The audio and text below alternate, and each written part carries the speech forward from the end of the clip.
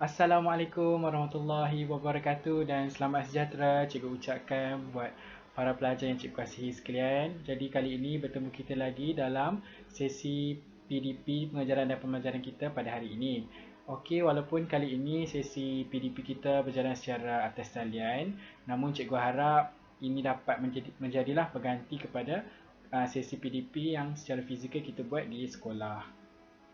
Okey, baiklah, sebelum cikgu mulakan kelas kita pada hari ini, cikgu nak membuatlah beberapa makluman kepada para pelajar semua tentang bagaimana perjalanan dan juga mungkin arahan dan peraturan yang cikgu akan gunakan sepanjang sesi PDP kita pada kali ini. Jadi, makluman kepada para pelajar, cikgu harap semua dah memasuki channel kelas biologi Cikgu Syazani dan juga grup KBCS, di mana cikgu akan gunakan grup dan juga channel ini secara 100% bagi berinteraksi dengan para pelajar melalui aplikasi Telegram. Jadi kalau kamu semua belum ada lagi, kamu boleh imbas kod QR yang cikgu dah paparkan ni, download, kemudian kamu boleh imbaslah lagi supaya pergi kepada pautan grup dan juga channel.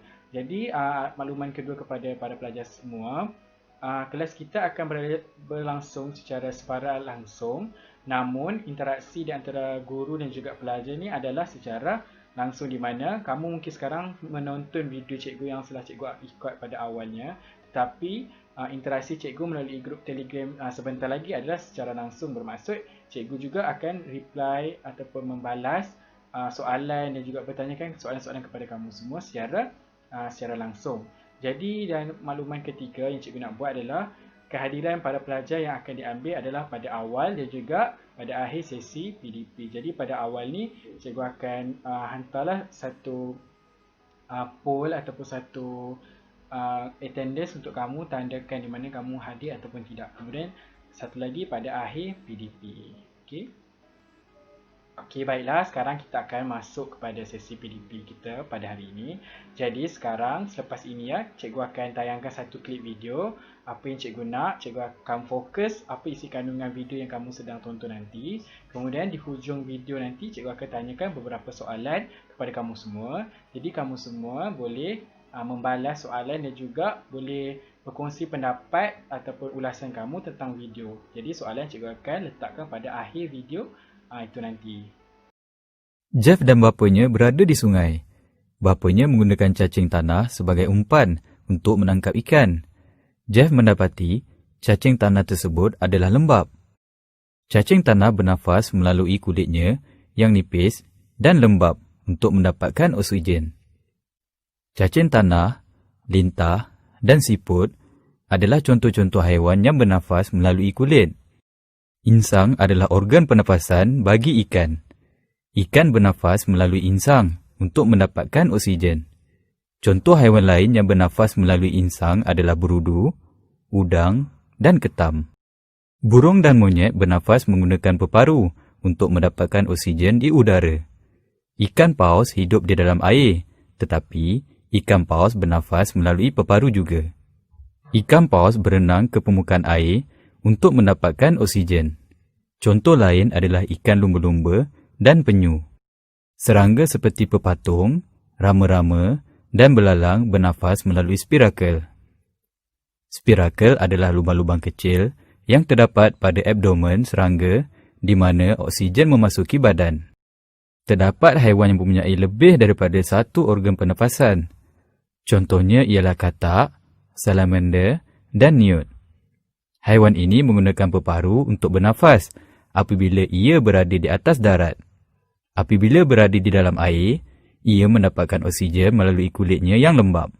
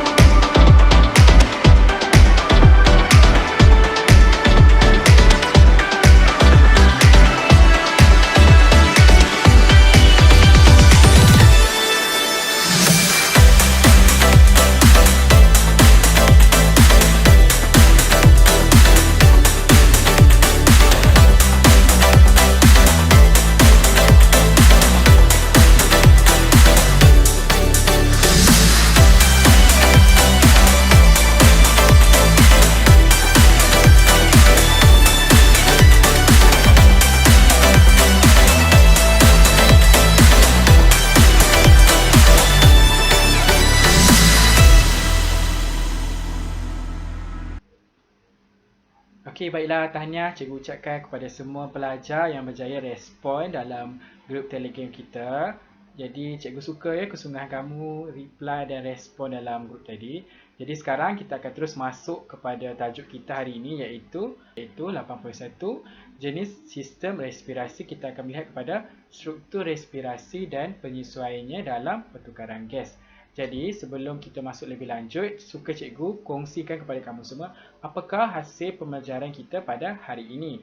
Jadi ada 3 perkara yang kamu perlu perolehi pada akhir pembelajaran kali ini, iaitu yang pertama, kamu semua perlulah mengenal pasti struktur respirasi dalam serangga, ikan, amfibia dan juga manusia. Yang kedua, kamu perlulah dapat memerihakan penyesuaian struktur respirasi dan fungsinya dalam pertukaran gas bagi haiwan dan manusia. Dan yang terakhir adalah membanding dan membezakan antara struktur respirasi manusia dan juga haiwan. Jadi, pada akhir pembelajaran kali ini, kamu perlulah dapat memperolehi ketiga-tiga hasil pembelajaran kita pada kali ini. Okey, baiklah, sebelum cikgu pergi lebih mendalam ya tentang PDP kita pada kali ini, suka cikgu ingatkan juga sekali lagi, cikgu nak kamu semua dengar dengan teliti sesi PDP yang cikgu akan sampaikan. Kemudian, cikgu nak kamu semua kalau boleh buatlah sikit catatan dalam buku nota ya. Catatan tu tak perlu kemas, jadi kamu boleh juga contoh-contoh ataupun lukis apa yang kamu faham tentang PDP pada kali ini, dan juga cikgu juga akan ajukan soalan-soalan cepu emas dan juga pop quiz kepada kamu semua sepanjang sesi pengajaran kamu nanti. Bila tu cikgu akan maklumkan sepanjang video. Jadi selepas cikgu bagi je soalan, cikgu nak kamu semua terus jawab dalam melalui grup Telegram yang kamu semua dah masuk tu. Okey, baiklah, sekarang kita akan masuk kepada pengenalan kita. Jadi, apakah pengenalan kepada topik ini? Kita akan tengok. Pertama, kita akan tengok apakah itu struktur respirasi. Okey, struktur respirasi merupakan permukaan respirasi bagi pertukaran gas antara sel organisma yang berespirasi dengan persekitaran manusia. Okey, contoh sel organisma yang berespirasi ini contohnya sel-sel badan kita yang dalam badan dengan persekitaran luar. Maksudnya dia perlu buang gas-gas respirasi dan juga ada ambil juga gas-gas respirasi. Kemudian kita akan tengok nisbah jumlah luas permukaan kepada isi padu ataupun JLP per I bergantung kepada saiz organisma. Jadi dekat sini dah di-highlightkan jumlah luas isi padu kepada isi padu JLP per I bergantung kepada saiz organisma. Okey, kita tengok semakin besar individu, semakin kecil JLP per I.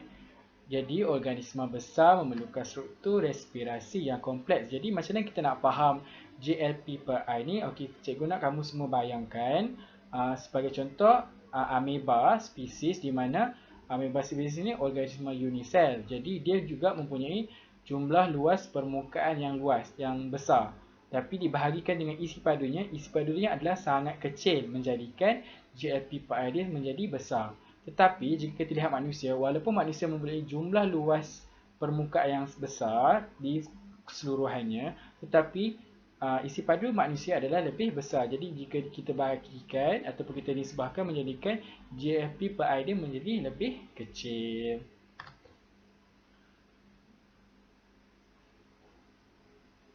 Okey, baiklah. Sekarang kita akan tengok kepada ciri penyesuaian struktur respirasi untuk pertukaran gas yang efisien bagi organisma besar. Kita akan tengok bagaimana sebenarnya ciri-ciri struktur respirasi terhadap organisma besar ni untuk membolehkan mereka berespirasi ataupun melakukan pertukaran gas secara efisien. Jadi ciri yang pertama seperti yang kita telah sebutkan pada awal tadi, mempunyai JLP per I yang besar untuk pertukaran gas respirasi yang cekap. Jadi yang kedua kita akan tengok struktur respirasi yang nipis bagi organisma yang besar. Bermaksud organisma yang bersaiz besar ataupun kompleks ni mempunyai struktur respirasi yang berdinding nipis, iaitu setebal satu sel sahaja. Kemudian kita akan tengok ciri yang ketiga, permukaan struktur respirasi organisma yang bersaiz besar ni sentiasa lembap. Jadi kenapa lembap? Bagi membolehkan gas respirasi terus melarut ke dalamnya. Dan yang terakhir kita akan tengok organisma yang bersaiz besar ni biasanya dilengkapi dengan jaringan kapilari darah yang banyak, melainkan serangga. Kita akan tengok sekejap lagi kenapa serangga tidak mempunyai jaringan kapilari darah. Kenapa kita nak kena ada jaringan kapilari darah, maafkan cikgu? Sebab seperti kita tahu, organisma yang kompleks atau bersaiz besar ni, sel-sel berespirasinya tidak semestinya berada pada kawasan ataupun struktur respirasi. Sebagai contoh, kita tengok manusia ada peparu. Jadi tak semua sel akan berada pada kawasan peparu, ada juga di bahagian hujung jari. Jadi organisma ini memerlukan jaringan kapilari darah bagi mengangkut gas-gas respirasi daripada peparu ke bahagian hujung sel ataupun hujung jari, sel pada hujung jari. Kemudian gas respirasi lagi keluar daripada hujung jari, keluar ke diangkut kepada bahagian peparu dan dihembus keluar. Okey, baiklah, sekarang kita akan tengok kepada organisma yang pertama yang kita akan tengok, iaitu serangga. Jadi kita akan tengok bagaimana struktur respirasi dan respirasi serangga ini dan juga penyesuaian yang berlaku terhadap struktur respirasi mereka. Jadi pertama kita akan tengok terhadap struktur respirasi dahulu. Okey, cikgu harap kamu semua boleh nampak ya, anak panah cikgu tunjukkan. Jadi apakah struktur yang ada pada serangga? Contoh dekat sini kita tengok adalah belalang. Jadi yang pertama, struktur yang pertama yang berlaku penyesuaian adalah spirakel. Spirakel ni kita tengok kat sini adalah liang-liang pada bahagian abdomen, perut, dan juga pada bahagian thorax, iaitu bahagian tengah serangga. Serangga ada 3 bahagian ya, ada bahagian kepala, bahagian tengah ni iaitu bahagian thorax, dan juga bahagian yang paling belakang iaitu bahagian abdomen. Jadi serangga ada 3 bahagian badan. Spirakel ni boleh cikgu katakan seakan-akan hidung manusia. Dia merupakan liang yang membenarkan gas respirasi untuk masuk ke dalam sistem respirasi serangga lah. Kemudian kita tengok dekat sini, gas respirasi sebagai contoh oksigen akan masuk melalui spirakel, kemudian akan melalui trakea. Trakea dekat sini merupakan sistem tiup udara. Okey, ataupun sebenarnya dalam serangga ni dikenali sebagai sistem respirasi yang dikenali sebagai sistem trakea. Jadi sistem trakea ni lah yang membantu serangga dalam berrespirasi. Kita tengok lagi, selepas trakea adanya pula trakeul. Okey, apakah trakeul? Trakeul ni sebenarnya unjuran ataupun cabang-cabang yang berasal daripada trakea. Jadi daripada trakea akan mengunjur cabang-cabang ataupun bercabang membentuk trakeul. Jadi trakeul ini adalah tempat di mana berlakunya respirasi. Seperti yang kamu tengok, kamu semua dapat tengok dekat sini, permukaan respirasi bermaksud respirasi berlaku pada bahagian trakeul ataupun struktur trakeul yang telah menghampiri ataupun telah sampai ke bahagian sel-sel badan bagi serangga. Contoh dalam gambar ini kita tengok adalah belalang. Baiklah, sekarang kita masuk pula kepada penyesuaian struktur respirasi terhadap serangga. Jadi bagaimana struktur respirasi dalam serangga mengalami adaptasi ya, penyesuaian terhadap untuk membolehkan organisma besar ni seperti serangga ni berrespirasi dengan efisien. Jadi kita tengok yang pertama apa yang dilakukan adalah serangga mempunyai bilangan trakeul yang banyak bagi membolehkan jumlah luas permukaan yang besar. Jadi kita tengok tadi ciri yang pertama, GLP per A yang besar dah ditandakan ataupun dah dah dipenuhi. Okay, yang kedua kita tengok dinding trakeul nipis dan lembab. Tujuannya adalah untuk supaya gas respirasi ini dapat meresap dengan cepat dan juga efisien. Okey, dekat mana bahagian dinding trakeul yang nipis dan lembab ni? Kita tengok dekat bahagian sini ya, trakeul dekat bahagian dalam ni sentiasa lembab dan juga sangat nipis setebal satu sel.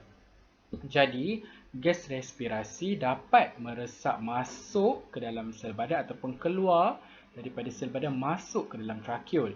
Okey, yang ketiga kita tengok adalah sesetengah serangga ataupun kebanyakan serangga mempunyai kantung udara. Jadi tujuannya untuk mempercepatkan penghantaran gas semasa pergerakan badan yang cergas. Jadi kantung udara ini macam mana ya? Dapat membantu serangga ni mempercepatkan penghantaran gas. Jadi sebenarnya kantung udara ni berisi gas-gas. Jadinya kalau badan tak sempat nak dapat ya gas respirasi daripada luar, daripada spirakel, gas yang di dalam kantung udara inilah yang akan tolong membantu supaya sel-sel badan mendapat gas respirasi. Contoh gas respirasi adalah gas oksigen yang diperlukan oleh sel badan. Okey, sekarang segmen soalan.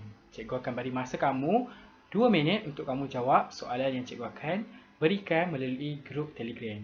Okey, semoga semua dapat jawab soalan tu dengan kadar yang cepat.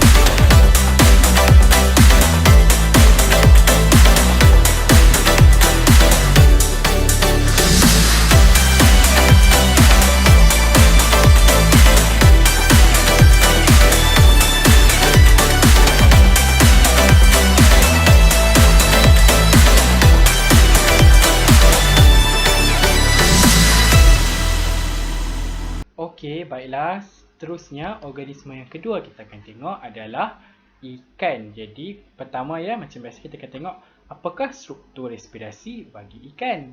Jadi, dalam ikan sebenarnya struktur respirasi bagi ikan ialah insang. Seperti yang semua dah tahu, insang digunakan oleh ikan untuk bernafas ataupun berrespirasi.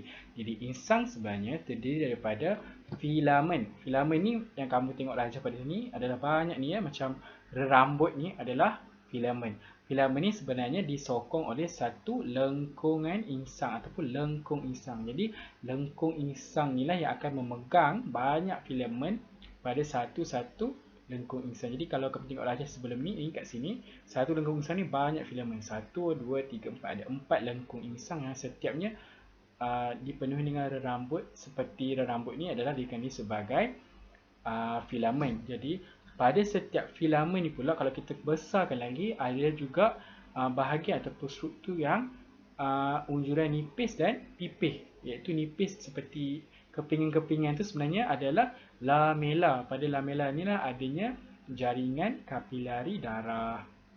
Okay, ni yang dah dipotong ataupun kita tengok secara di x-ray kan, macam tu. Kita dapat tengok bentuk dia adalah nipis dan pipih. Okey. Seterusnya kita akan tengok struktur bagi kita akan tengok penyesuaiannya pula, penyesuaian struktur respirasi bagi ikan. Jadi bagaimana ikan ni beradaptasi ya untuk disesuaikan dengan habitatnya untuk dia berrespirasi. Pertama kita akan tengok bilangan filamen dan lamela yang banyak. Jadi membenarkan luas permukaan yang besar. Jadi GLP-4i-nya adalah besar. Jadi kita tengok sini akan ada banyak lamela pada satu-satu filamen, dan filamen itu sendiri pun ada banyak pada satu lengkung insang. Dan ditambah pula ikan bukannya ada satu lengkung insang, ada banyak lagi lengkung insang. Jadinya ketika tengok dia akan menambahkan jumlah luas permukaan. Kemudian yang ketiga, mempunyai membran lamela insang yang nipis. Membran lamela insang yang nipis ni pada bahagian sini ya. Jadi membran antara aliran yang anak panah biru ni adalah aliran air yang melalui insang. Jadi lalu pada bahagian lamela yang nipis, jadi memudahkan peresapan gas respirasi. Dan yang ketiga adalah membran lamela yang dibekalkan dengan banyak kapilari darah. Jadi kat sini warna merah dan warna biru ni, ini adalah jaringan kapilari darah. Yang merah ni adalah yang beroksigen, yang biru ni adalah yang terdioksigen. Kita akan tengok ni tajuk lebih dalam ya, macam mana mekanisme ni pada tajuk akan datang. Kemudian kita tengok pula pada organisma yang ketiga, iaitu katak. Okey, bagaimana sebenarnya katak berespirasi dan apakah struktur dan penyesuaiannya. Jadi sebenarnya katak mempunyai dua organ utama yang membantunya berespirasi. Okey, organ yang pertama adalah kulit dan organ yang kedua adalah peparu bagi katak. Jadi kita tengok bagaimana penyesuaian berlaku terhadap yang pertama, kulit katak. Okey, sebenarnya dalam keadaan kurang aktif ataupun katak ni tidak bergerak ataupun dia hanya duduk diam, katak akan menggunakan kulit untuk melakukan pertukaran gas. Jadi bagaimana apakah penyesuaian yang berlaku terhadap kulit katak? Okey, kulit katak adalah sangat nipis. Dekat sini ada dinyatakan nipis dan sangat telak terhadap gas respirasi. Jadi kulit katak ni membenarkan peresapan gas respirasi masuk dan keluar melaluinya. Kemudian kulitnya juga sentiasa lembap, jadi membolehkan gas respirasi ini melarut ke dalamnya. Dan penyesuaian yang ketiga, di bawah ya, lapisan kulit katak ni ada banyak jaringan kapilari darah, jadi membolehkan gas respirasi ini diangkut ke seluruh badan. Sebab tu juga kita tengok katak ni akan berada pada bahagian ataupun kawasan yang lembap, sebab dia memerlukan kulitnya yang sentiasa lembap. Okey, organ yang kedua pada katak adalah peparu. Jadi apakah penyesuaiannya? Kita tengok dekat sini. Permukaan peparu, permukaan kulit dalam peparu ni adalah berlipat-lipat bagi membolehkan luas permukaannya bertambah ataupun lebih besar. Kita tengok dekat sini diagram ni, gambar rajah ni menunjukkan permukaan dalam peparu ni berlipat-lipat ya, bagi menambah luas permukaan. Kemudian membran peparu juga adalah nipis bagi memudahkan peresapan gas respirasi. Dan yang ketiga adalah dindingnya sentiasa lembap. Dan yang terakhir, peparu juga, katak juga dipenuhi dengan jaringan kapilari darah bagi membolehkan gas-gas respirasi ini diangkut ke seluruh badan. Jadi secara kesimpulan untuk bahagian katak ni, kita tengok ada 4 ciri tadi digunakan oleh katak untuk bagi membolehkan organisma ini berespirasi. Yang pertama, dia menambah jumlah luas permukaan perisi padu. Yang kedua, mempunyai struktur respirasi yang nipis dan lembap. Dan yang ketiga, mempunyai jaringan kapilari darah yang banyak ataupun mempunyai jaringan kapilari darah. Sekarang cikgu beri masa 30 saat untuk kamu semua jawab soalan bagi yang pertama pada bahagian ikan dan yang kedua adalah pada bahagian katak. Soalan yang simple saja.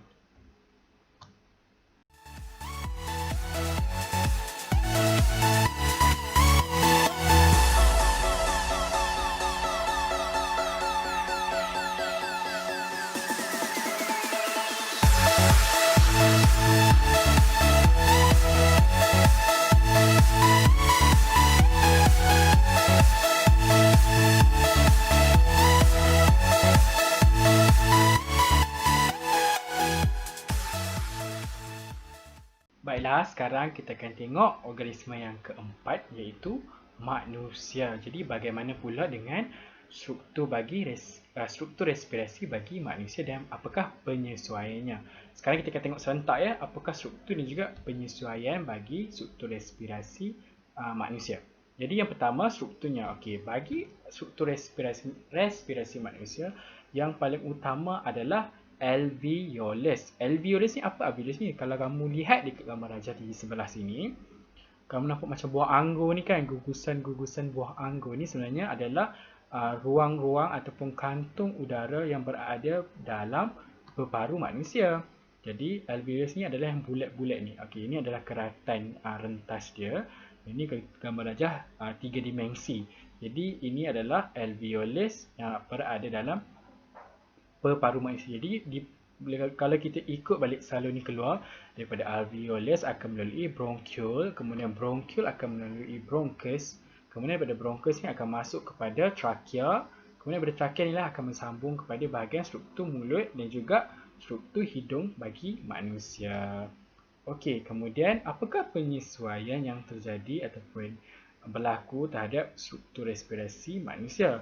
Jadi pertamanya adalah bilangan alveolus yang banyak bagi menyediakan jumlah luas permukaan yang besar. Jadi kat sini apa ciri yang cuba nak disentuh adalah ataupun apakah ciri yang cuba dipenuhi adalah JLP per I. Kemudian kita akan tengok sebelum tu macam mana jumlah bilangan alveolus ni. Kalau kamu lihat kat sini banyak ya, bulat kantung-kantung alveolus. Jadi sebenarnya kat sini ya, macam bronkiol ni pula ada banyak cabang. Pada setiap hujung cabang tu akan ada banyak lagi struktur alveolus. Okey. Kemudian kita bergerak kepada dinding alveolus sentiasa lembap. Jadi pada bahagian dalam alveolus ni akan ada cecair ataupun sentiasa lembap. Seperti biasa, tujuannya untuk memudahkan peresapan gas respirasi. Kemudian alveolus dilingkari oleh jaringan kapilari darah yang banyak. Kalau kamu tengok kat sini macam jala-jala ni kan, macam jaring-jaring ni semua sebenarnya adalah jaringan kapilari darah. Jadi kalau kamu tengok, kalau cikgu tunjukkan ni alveolus, kemudian bahagian luar ni ada banyak jaringan kapilari darah. Jadi jaringan kapilari darah ni kamu tengok ada warna merah dan juga warna biru ni menunjukkan gas lah, gas yang beroksigen, kemudian gas yang terdioksigen. Kemudian kita tengok dinding alveolus ni nipis ya, setebal satu sel saja. Tujuannya juga adalah sama untuk memudahkan peresapan gas.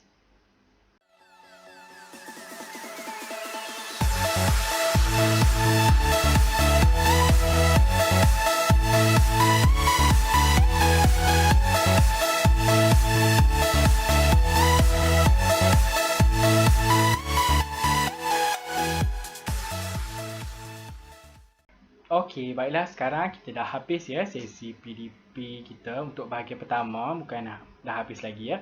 Maksudnya cikgu dah selesai buat sesi pengajaran berpusatkan cikgu sendiri. Sekarang kita akan masuk kepada segmen yang seterusnya, iaitu aplikasi idea. Cikgu nak kamu aplikasikan pengetahuan yang kamu dah tahu tadi dalam dengan menjawab soalan-soalan yang cikgu akan berikan. Okey, cikgu wajibkan semua orang jawab ya soalan-soalan yang cikgu dah sampaikan dan akan berikan nanti melalui grup ataupun channel Telegram. Kemudian cikgu nak setiap pelajar macam tadi cikgu cakap wajib menjawab soalan dan juga sama ada memberikan jawapan yang mungkin yang boleh pilih aneka pilihan jawapan ataupun memberikan jawapan yang pendek. Jadi cikgu bagi masa 5 minit untuk kamu respon soalan-soalan yang cikgu berikan dan juga kamu membaca dan juga berikan respon tadilah. Okey.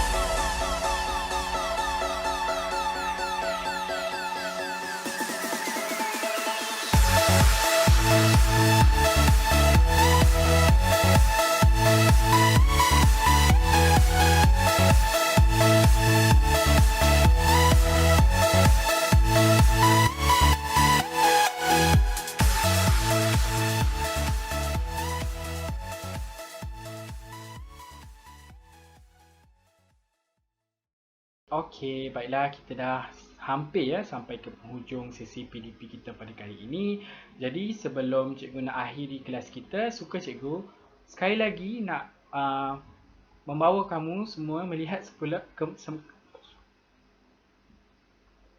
Okey, sekarang kita dah hampir ke penghujung sesi PDP kita pada kali ini. Tapi sebelum cikgu nak tamatkan sesi PDP, cikgu nak ingatkan sekali lagi apakah hasil pembelajaran yang sepatutnya pada sekarang ini kamu semua perlu perolehi. Yang pertama, kita nak tengok bagaimana cikgu nak semua pelajar mengenal pasti ya struktur respirasi dalam serangga, manusia, ikan dan juga amfibia.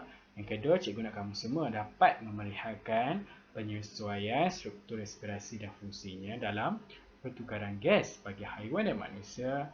Dan yang terakhir, cikgu nak kamu semua dah dapat membanding dan membezakan antara struktur bagi respirasi manusia dan juga haiwan. Jadi sekarang, sebelum cikgu akhiri kelas, cikgu nak kamu semua tulis ya refleksi terhadap sesi pembelajaran dan pengajaran kita pada kali ini. Jadi respon kamu ni hanya cikgu nak pendek je, hanya tidak melebihi 20 patah perkataan dalam keadaan ringkas dan padat, tetapi dapat memberikan refleksi secara keseluruhan terhadap sesi pembelajaran dan pengajaran kali ini. Dan juga cikgu juga nak kamu menjawab ya soalan yang cikgu akan berikan nanti, soalan melalui pautan link ataupun cikgu akan suruh kamu scan QR code.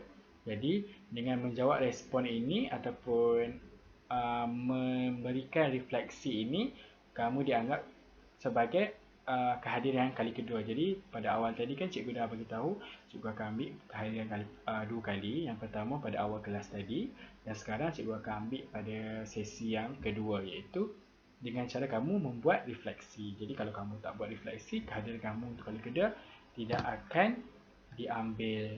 Dan juga cikgu juga akan, seperti cikgu beritahu tadi, cikgu akan berikan satu pautan ataupun QR code supaya kamu imbas. Jadi ni adalah tugasan kamu yang cikgu bagi masa 7 hari ya untuk kamu siapkan selepas bermula daripada akhirnya video ini. Jadi kamu boleh ambil masa lah dalam masa 7 hari itu untuk siapkan. Tetapi selepas habis video ini pun, cikgu akan bagi video pemasa selama 3 minit. Sebenarnya video tu kalau kamu buat dalam masa 3 minit video tu nanti, kamu dah siapkan juga. Kamu dapat siapkan tugasan yang cikgu berikan tu, yang seperti yang cikgu bagi masa 7 hari tu kan. Jadi kamu sebenarnya dah boleh siapkan dalam masa 3 minit saja. Jadi kalau kamu gunakan sebaiknya video 3 minit yang cikgu buatkan tu, jadi kamu sebenarnya dah siapkan tugasan. Jadi tak perlulah ambil masa sampai 7 hari. Okey. Jadi cikgu tamat dulu sesi PDP pengajaran kita pada kali ini. Semoga kita berjumpa lagi dan berada dalam keadaan sihat sejahtera ya. Okey.